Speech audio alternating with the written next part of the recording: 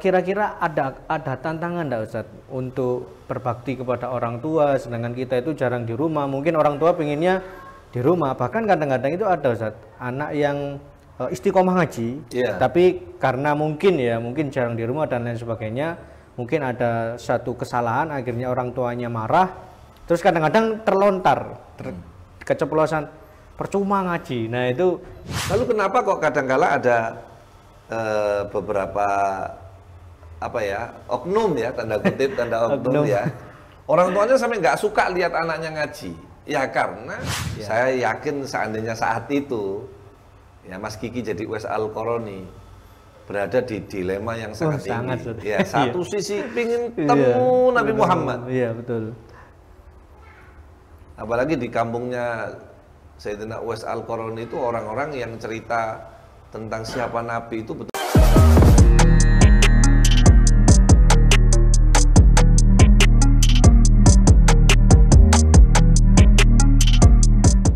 Assalamualaikum warahmatullahi wabarakatuh.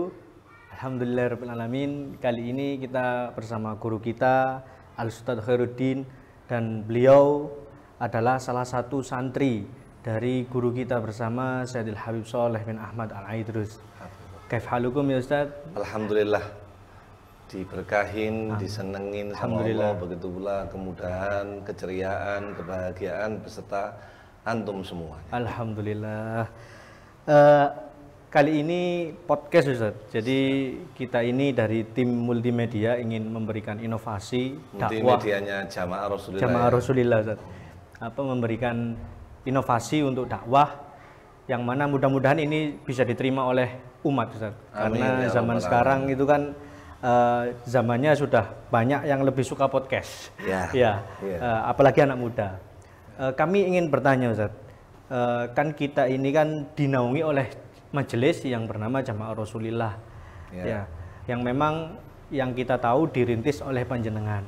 Nah, kita ingin tahu Ustaz sejarah sedikit berdirinya Jamaah Rasulillah hingga sampai sekarang. Mungkin kalau yang pernah kami ikuti itu dulu jamaahnya masih tidak terlalu banyak Ustaz. Dulu tidak sampai keliling-keliling dari tempat daerah ke daerah yang lain. Sekarang sampai keliling ke kabupaten bahkan. Itu sejarahnya bagaimana Ustaz? Alhamdulillah. Salatu wassalamu ala Rasulillah Sayyidina wa Maulana Muhammad ibni Abdillah wa ala alihi wa ashabihi wa mawalah wa la hawla wa la quwata illa billah. Rabbi syrah li sadri wa yassir li amri wa hlul 'uqdatam min lisani yafqahu qawli. Amin ya rabbal alamin. Amin. Pemirsa podcast Jamaah Rasulillah yang berbahagia, di awal tahun 2008, saya lupa bulannya, saat itu kami masih sering ikut kajian guru kita Sayyidil Habib Sholeh, dan beliau masih diparingi sehat walafiat, dan mudah-mudahan kesehatan selalu menyertai beliau dan keluarga beliau. Saat itu Habib itu memerintahkan kepada saya untuk buka pengajian di rumah. Alasannya memang di daerah kita di Mulyorejo ini dekat dengan daerah Wagir yang terkenal banyak orang Hindunya. Abangan gitu ya, bisa dikatakan abang, ya bisa dikatakan setengah abang. Jadi terus banyak orang-orang yang di daerah kita ini tarikus sholat, yang ninggalin sholat dan sebagainya. Nah, saya bikin pengajian, terus saya musyawarah sama Habib. Kata Habib, ente bikin pengajian hari Minggu tanpa harus meninggalkan kajian Habib di Jagalan itu. Jagalan, Ahad, Riyadhus Sholihin waktu itu. Jamnya sama, jam 7 pagi, setengah 7 baca Yasin, dan itu saya ambil, saya terapkan di majelis yang di rumah itu, dan masih belum punya nama. Tanpa nama, asal pokoknya ngaji gitu. Kajian kitabnya dari fikih awal itu, kemudian merambah kepada hadis. Mukhtarul Ahadits tadi kalau tidak salah. Terakhir seperti itu. Oh, iya. Terakhir Mukhtarul Ahadits. Tapi sebelumnya itu masih random, asal ceramah Oh, aja. pokoknya taklim. Ya, pokoknya taklim dan alhamdulillah berjalan walaupun masih warga sekitar Iya. dan orang-orang yang mengenal saya waktu itu. Jalan 2 tahun dari 2010, ya, cukup lama sih di 2010 bulan Maulid dan saya minta izin sama Habib untuk baca Sirah Nabawiyah, sejarah Nabi Muhammad. Iya. Dan ngajinya masih mungkin sekitar 15 sampai 20 orang itu sudah penuh ya, sudah penuh di rumah. Alhamdulillah. Dan di saat itu kita berinisiatif karena bulan Maulid ngajinya itu baca Simtud Duror. Maulidnya waktu itu. Nah, setelah dibacakan Simtud Duror, kita baca Simtud Duror, ini kok terasa enak ya. Iya. Mulai Nikmat. iya nikmat, ada rahasia, ada ketenangan hati, ada kenyamanan sampai waktu itu jamaah sampai banyak yang menangis. Iya. Melihat bagaimana perjuangan para sahabat yang sampai rela memberikan nyawanya untuk Nabi Muhammad ya. Alhamdulillah sampai saya waktu itu masih ingat betul cerita tentang syahidah pertama sahabat yang namanya Sumayyah ya, terus sampai dibunuh dan tetap kata beliau Sumayyah kepada putranya untuk terus mengikuti Nabi Muhammad sampai Masya Allah. tetes darah terakhir. Itu awal. Iya. Kemudian saya minta nama kepada Habib, majelisnya dikasih nama dan minta izin kepada Sayyidil Habib Soleh untuk bikin acara maulid 1 bulan sekali, diletakkan di awal bulan. Nah, dikasihlah nama Jamaah Rasulillah.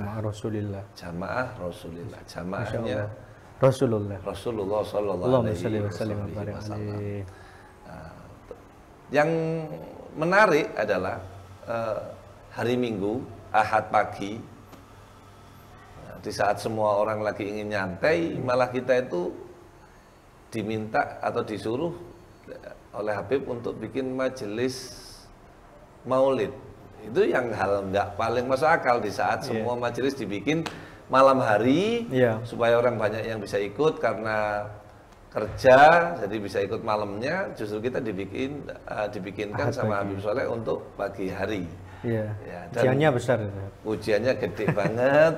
Kemudian juga lucu karena ketika saya tanya kenapa harus di awal bulan, itu jawabannya guru kita Habib Soleh, beliau bilang karena kalau di awal bulan banyak orang gajian, jadi kalau nyumbang itu banyak. Oh, Masya Allah. Jadi ada unsur apanya ya, unsur berharap kotak amalnya banyak.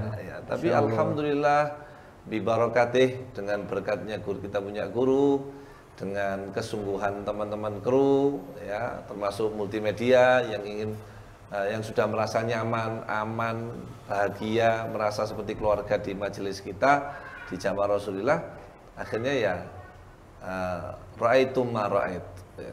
Apa yang panjenengan semua lihat sekarang ini bukan jerih payahnya seorang Khairuddin, tapi tentu kompaknya tim ya, kemudian juga berkah dari para guru.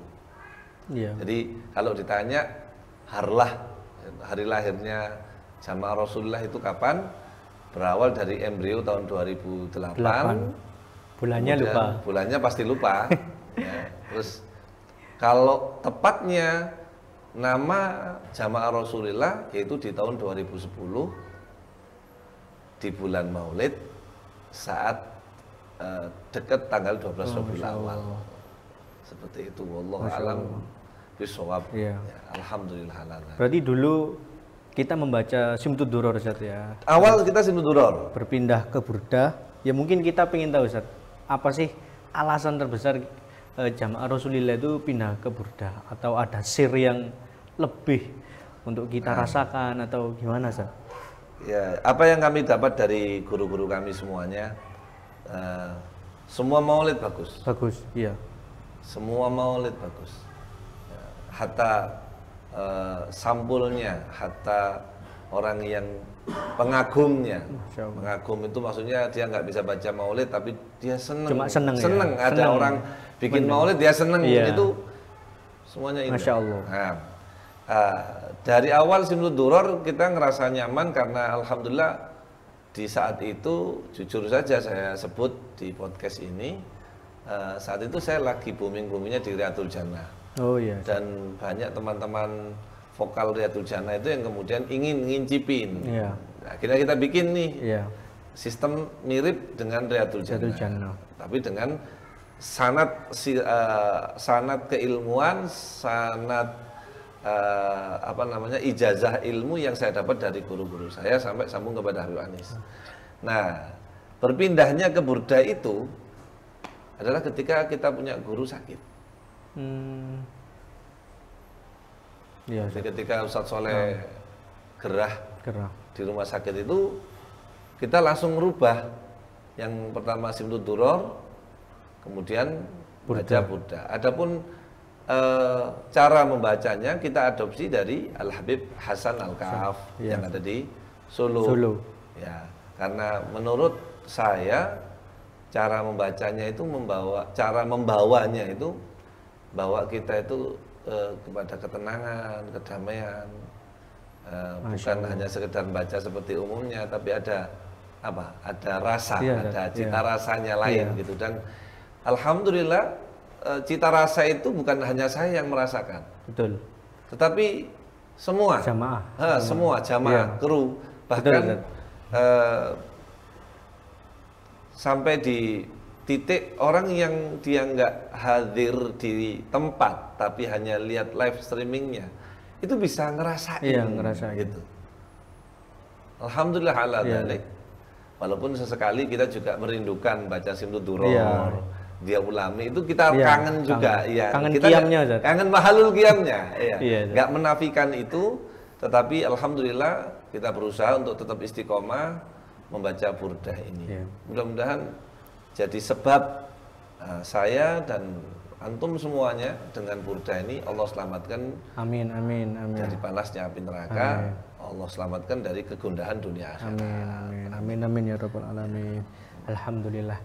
Selanjutnya Ustaz, jadi ini majelisnya sudah sejarahnya. Sekarang yang merintis yaitu panjenengan Ustaz. Kita ingin tahu Ustaz, karena kan kalau di Kota Malang antum ini kan terkenal murid dari Sayyidil Habib Sholeh bin Ahmad Al-Idrus. Nah, dan mungkin kami sebagai murid ini ya juga ada beberapa kita itu tahu ada guru-guru yang lain selain Sayyidil Habib Sholeh bin Ahmad Al-Idrus. Mungkin bisa dijelaskan Ustaz biar dari jamaah ini juga tahu ada guru-guru yang lain, mungkin dari para kiai juga ada. Ya, alhamdulillah, satu nikmat azimah, satu nikmat kata Sayyidil Habib Ali Habsyi, nikmat yang agung adalah nikmat kita mengenal agama Islam, dan nikmat yang kita nggak bisa nafikan adalah pembawa agama Islam itu yaitu Nabi Muhammad dan para pewarisnya. Nah, dengan bantuan para pewaris Nabi Muhammad inilah kita mengenal apa itu Islam sesuai dengan perspektif kita masing-masing. Ada yang mengenal Islam itu penuh kelembutan karena pewarisnya, pembawa risalah Nabi Muhammad ini, para guru-guru, kiai, habaib, asatidnya itu memang dengan lemah lembut menyampaikan dakwahnya, menyampaikan keilmuannya kepada kita.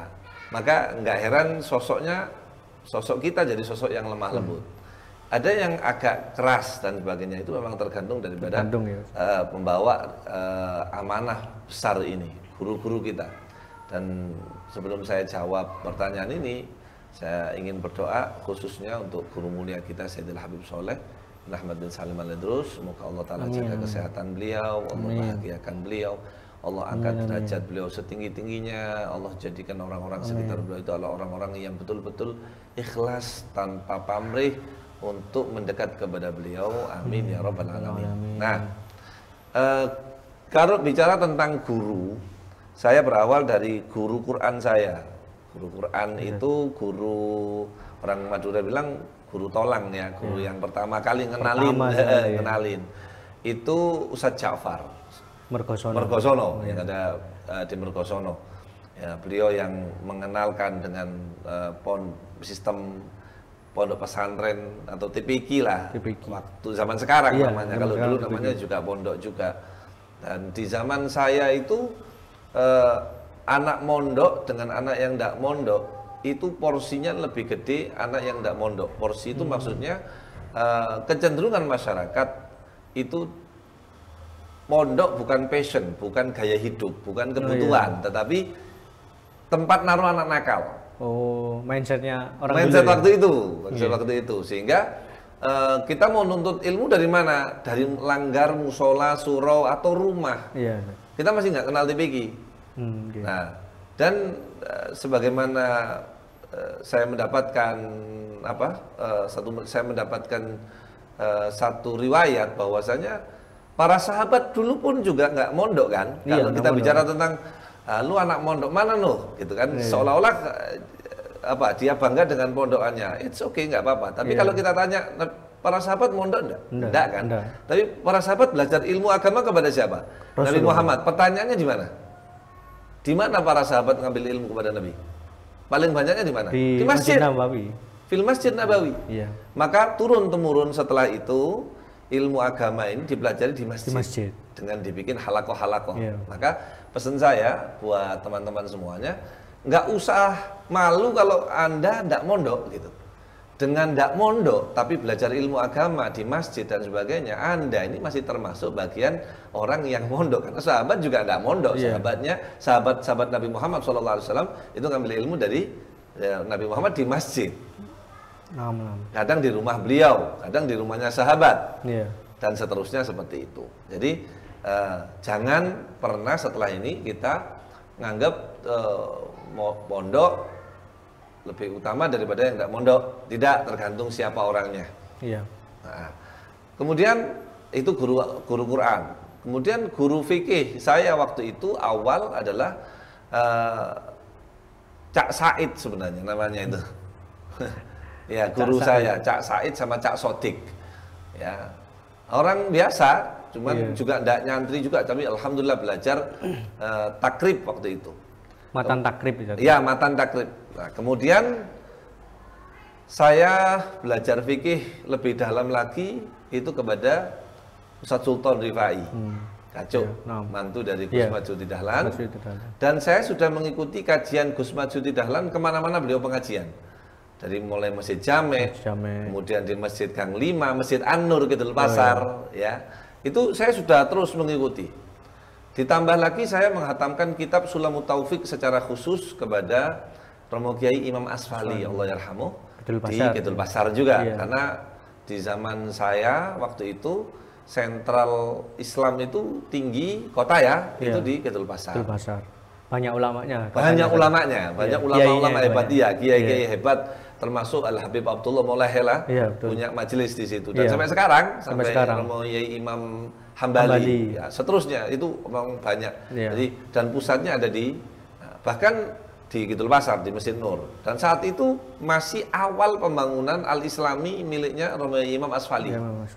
Hatamlah saya kitab Sulam Taufik kepada beliau. Safinanya kepada Ustadz Sultan Rifai.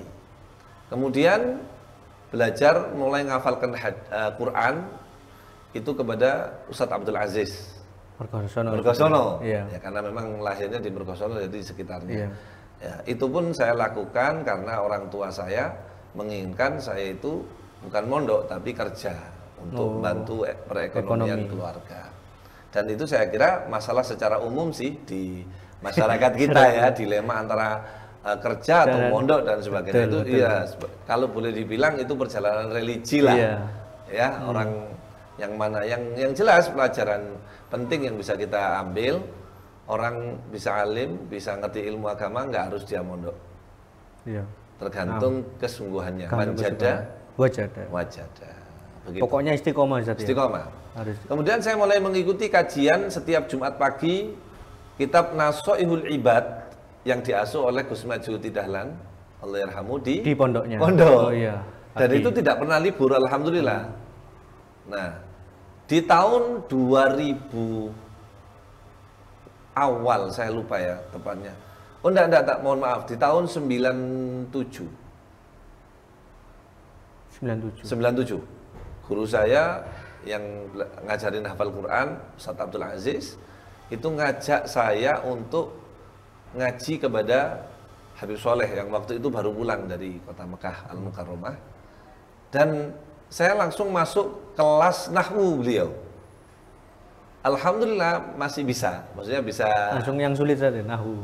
Justru yang paling sulit, kelas paling sulit itu alhamdulillah yang ngajar langsung Ustadz Soleh Alidrus, dan masih panas-panasnya beliau dari Mekah ya, masih dengan nada-nada Mekahnya.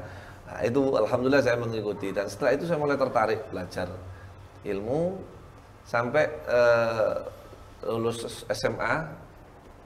Kemudian 3 tahun setelahnya berarti 2002-an gitu ya. Saya 99 baru lulus SMA. 2002 saya mulai belajar secara khusus kepada Sayyidil Habib Soleh sampai sekarang. Alhamdulillah. Alhamdulillah, Masya Allah. Kalau boleh dihitung berarti 23 tahun. Mulai 2002 sampai 2025. 2025. Insya Allah sampai layak lamuhu ilallah. Nggak ada yang tahu kecuali Allah. Gitu. Hanya dipisahkan dengan maut. Gitu saja. Hanya dipisahkan dengan maut. Dan bahkan kalaupun mati pun masih kepingin diakui. Jadi ada satu cerita. Beliau pernah sampaikan bahwasanya kita ini santri sampai kapanpun. Mazil tatoliban, pesannya Abu Yazid Muhammad, dan itu disampaikan kepada kami santri-santri beliau. Sekalipun waktu itu zaman nggak seperti sekarang ya, ada yang bisa ceramah itu sudah luar biasa waktu itu. Terus Ustadz Soleh itu mengatakan mazil tatoliban kama ausoni bihi saya Abu Yazid Muhammad.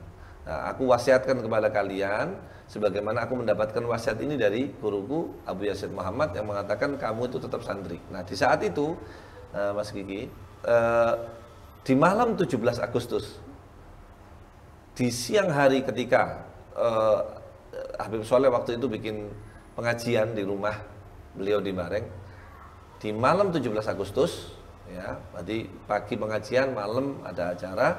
Salah satu santri beliau namanya Pak Yani yang biasanya jagain sepeda dulu kan yang ngaji itu pakai sepeda pancal dulu itu, sepeda motor itu istimewa, itu berarti orang kaya waktu itu ya. Mobil belum ada, belum banyak santri yang punya mobil ngaji itu belum banyak. Nah, subhanallah, Pak Yani ini lagi masang bendera merah putih untuk kemerdekaan RI, betul, jatuh di Bareng depan itu, di gang Bareng itu, dan langsung meninggal.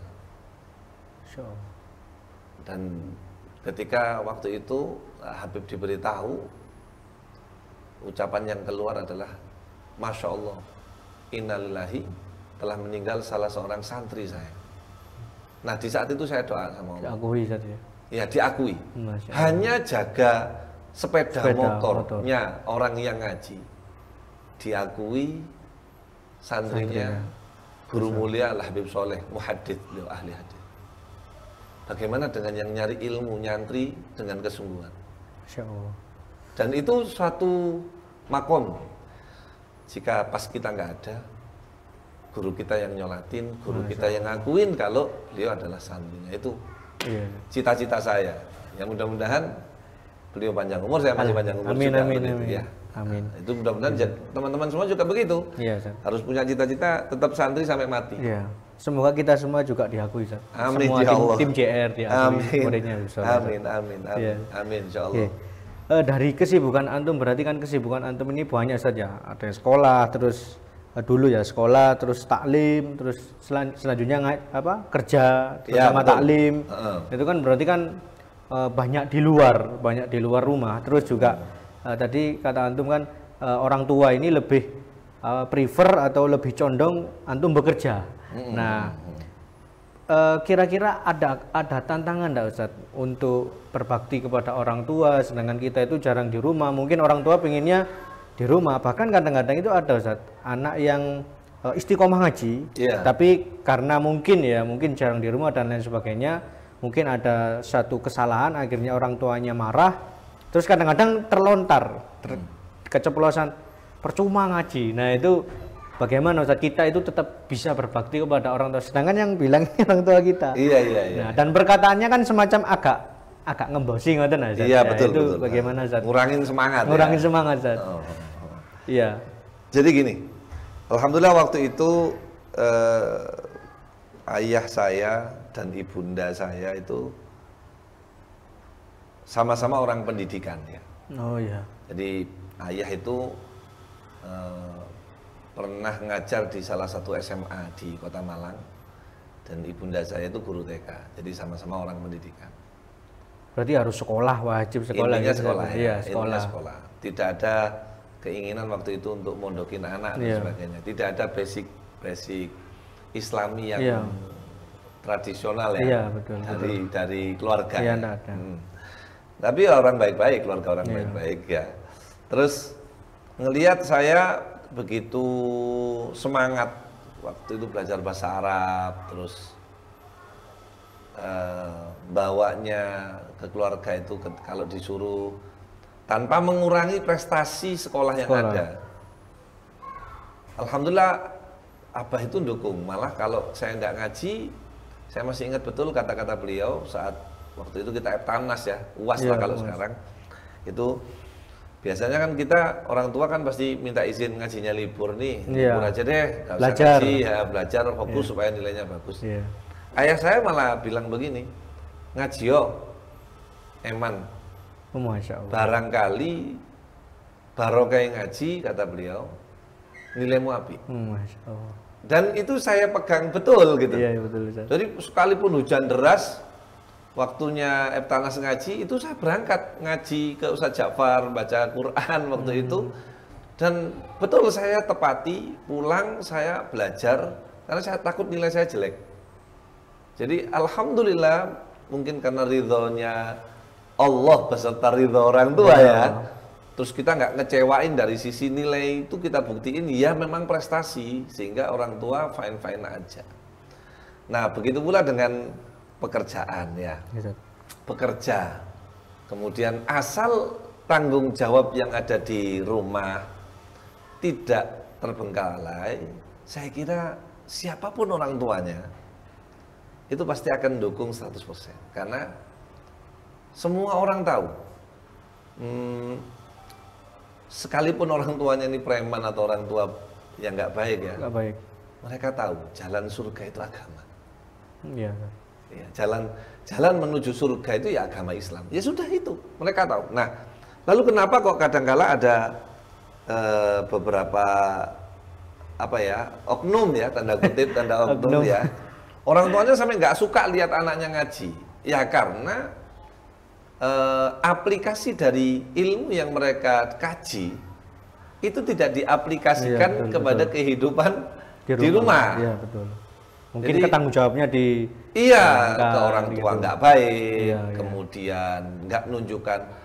Mana ada sekarang orang zaman sekarang ini lihat anaknya sholat terus pegel, terus marah, itu nggak ada. Pasti dia akan senang. Minimal kalau orang tuanya nggak sholat, dia akan bilang sama orang lain, Masya Allah anakku lu sembayangi, Masya Allah. Kan masih begitu, kan itu dalam ilmu agama. Ya Alhamdulillah, mohon maaf ini memang tempatnya agak jadi ada sedikit gangguan lalat-lalat, memang Masya Allah. Selain ya tempatnya kotor, juga yang podcast belum mandi juga. Gitu. Nah jadi kembali kepada permasalahan tadi, kok sampai terjadi ada orang tua yang tidak mendukung, tanda kutip ya, nggak seneng dengan ngaji, bukan nggak seneng sama ngajinya, tapi aplikasi dari dia mendapatkan ilmu itu tidak diterapkan kepada keadaan di rumah, kayak membiarkan keadaan rumah kotor, kemudian nggak mandi ya, tetap malas disuruh bangkang jadinya nggak usah ngaji wis. Itu ya. Atau dengan ngaji akhirnya semangat kerjanya nurun. Iya. Sedangkan Nabi kan nggak ngasih contoh seperti itu. Iya. Harus seimbang. Iya, imbang. Iya, seperti itu Mas. Jadi mudah-mudahan saya berharap ya, podcast ini bukan hanya kita tonton, tapi bisa membawa dampak Iya, Ustaz. Buat anak-anak muda, kalian masih bisa meraih kesuksesan dalam ilmu agama dan ilmu dunia jika kalian bersungguh-sungguh mendalaminya. Dan itu dua bagian berbeda yang kalian bisa kerjakan, tidak harus dalam waktu yang sama. Iya, Waktunya kerja kalian kerja dengan kesungguhan, waktunya kalian belajar ilmu agama juga dengan kesungguhan. Insya Allah Iya, Ustaz. kesuksesan akan menyertai, seperti itu. Nyambung dari itu, Ustaz. Dari kasus yang seperti tadi. Nggih. Jadi kan itu kan ketika anaknya tidak mengamalkan, Ustaz. Tapi ini mungkin ada beberapa dari pemirsa juga mengalami, Ustaz. Misal kadang itu ada anak yang pengen taklim, Ustaz, pengen menuntut ilmu kemana-mana. Tapi karena terhalang dengan orang tua yang harus mungkin orang tua pekerjaannya harus dibantu dengan anak, mungkin jualan atau apa. Masuk akal. Nah itu kita bagaimana, Ustaz? Sedangkan kan kita juga butuh ilmu. Ya, dalam birrul walidain pun kita juga butuh ilmu. Tapi orang tua itu mungkin bukan melarang, Ustaz, tapi minta bantuan saja karena memang butuh bantuan untuk pekerjaan, untuk kehidupan sehari-hari. Bagaimana itu, Ustaz? Kita itu harus bagaimana? Apa yang harus didahulukan? Iya. Nah. Sedangkan ridhonya orang tua juga harus nomor satu. Taib. Iya. Menjawab hal itu begini, sahabat. Coba ditelaah, coba dilihat lagi kisah Sayyidina Uwais Al-Qarani. Oh, iya betul. Beliau bukan hanya menuntut ilmu, tapi berjumpa dengan Nabi. Ya. Saya yakin seandainya saat itu, ya Mas Kiki jadi Uwais Al-Qarani berada di dilema yang sangat tinggi. Ya, satu sisi pingin temu Nabi Muhammad. Iya betul. Apalagi di kampungnya Sayyidina Uwais Al-Qarani itu orang-orang yang cerita tentang siapa Nabi itu betul-betul ngomporin ya. Viral gitu tadi ya. Sangat-sangat menarik, semuanya penasaran, semuanya berangkat ke kota Madinah hanya. Tapi Sayyidina Uwais berpegangan dengan kata-kata ibunya sambil mengatakan, wahai Uwais, kalau kau ke kota Madinah, lalu ibu sama siapa, nak? Masya Allah. Dan kita bisa melihat bagaimana orang yang mendahulukan orang tuanya. Bahkan ini Nabi ya, bukan ustadz, bukan habaib ya, bukan asatid kiai. Nabi yang harus paling dicintai, paling dicintai, diutamakan. Paling diutamakan saja. Ya. Itu mendapatkan reward dari Nabi Muhammad, Masya Allah, Sayyidina Umar dan Sayyidina Ali untuk minta syafaat umatnya Nabi. Fi riwayah dan dalam riwayat yang lain dikatakan bahwasanya besok hari kiamat Sayyidina Uwais Al-Qarani ketika akan masuk surga diberhentikan oleh para malaikat sambil mengatakan, ya Uwais, inilah waktunya engkau mensyafaati umatnya Nabi. Masya Allah. Dapat ridhonya Rasulullah juga. Masya Allah. Barokahnya lebih memilih ibunya saja. Betul. Masya Allah. Saya kira dengan kita menunjukkan attitude atau perilaku seperti itu, tetap membantu ibu, orang tua pasti luluh hatinya. Iya. Suatu saat dia akan bilang, ya wis nduk, ya wis le, sama nojok nyambut gawe tok ngaji yo. Iya. Nah, di saat itu jendela itu dibuka oleh Allah Ta'ala. Ada satu orang pernah datang kepada Mbah Yai As'ad Samsul Arifin. Mbah Yai As'ad Samsul Arifin ini tokoh NU yang Masya Allah ya, fenomenal juga, silakan bisa dilihat. Datang santri kepada beliau, ngaji cuma 1 hari tok. Setelah itu suruh pulang. Setelah pulang ini santri ternyata pulang ditanya sama abahnya, sama ibunya, kok sudah pulang? Beliau jawab, katanya kiai suruh pulang, ya saya pulang. Loh, diusir sama kiai? Enggak, suruh pulang, bukan diusir. Suruh pulang. Terus pesan kiai apa? Suruh ngajar. Loh, sampean baru 1 hari, sampean belum dapat ilmu apapun dari kiai ini. Iya. Tapi suruh pulang. Nah, orang zaman dulu kan kalau orang kiai bilang pulang, ya pulang. Ya sudah, enggak berani. Di malam hari ini santri ngimpi Yai As'ad Samsul Arifin dalam mimpinya ngajarin ilmu dari dasar sampai ilmu paling tinggi. Dari kitab yang paling rendah sampai kitab yang paling tinggi. Kitab tasawuf, kitabnya Imam Ghazali. Dari Safinah sampai 1 malam dalam mimpinya. Bangun jadi orang alim. Ketika ditanya, apa amalan sampean kok dapat keistimewaan ini dari orang Kiai As'ad? Dia bilang, tanya sendiri sama Kiai As'ad. Ketika ditanya, katanya, karena hatinya cinta kepada bapak ibunya. Masya Allah. Karena hatinya cinta sama bapak ibunya. Luar biasa fadilahnya, Ustaz ya. Seperti itu. Iya. Jadi jangan jadi penghalang ya kalau orang tua. Adapun orang tua antum semua yang kemudian sangat mendukung kita ngaji, dan alangkah lebih baiknya sahabat jika siapapun Anda, mau panjenengan sudah berumah tangga atau belum, terus mau ngaji sama saya, mau ngaji sama DJR dan sebagainya, alangkah jauh lebih indah dan bagus kalau panjenengan pamit sama orang tua, bilang kalau mau ngaji. Masya Allah. Jadi ya, alhamdulillah bisa dapat semuanya lah. Ya. Nah, memang tidak sedikit ya orang yang bisa memanfaatkan waktu bersama orang tuanya. Iya, tapi betul. Juga kita bisa akui tidak banyak pula orang yang sadar ketika orang tuanya masih hidup dia harus sering-sering berbakti kepada mereka berdua. Saya yakin yang melihat podcast ini dan bisa merasakan apa yang saya rasakan itu berarti orang tua Anda sudah tidak ada. Tapi yang belum bisa merasakan apa yang saya sampaikan barusan, saya yakin orang tua Anda masih hidup, masih ada. Tapi ingat, akan datang masa itu menghampiri Anda semuanya. Kadang-kadang itu kita itu, apalagi anak zaman sekarang itu lebih senang melakukan sesuatu hal yang tertampak jelas fadilahnya, tertampak jelas mungkin balasannya. Nah mungkin apakah antum ada kisah, satu lah paling tidak, kisah nyata dari sosok anak yang mungkin berbakti kepada orang tua, yang akhirnya mungkin dikasih sama Allah itu hidup yang enak, hidup yang kaya, Masya Allah, yang diimpikan orang-orang semuanya.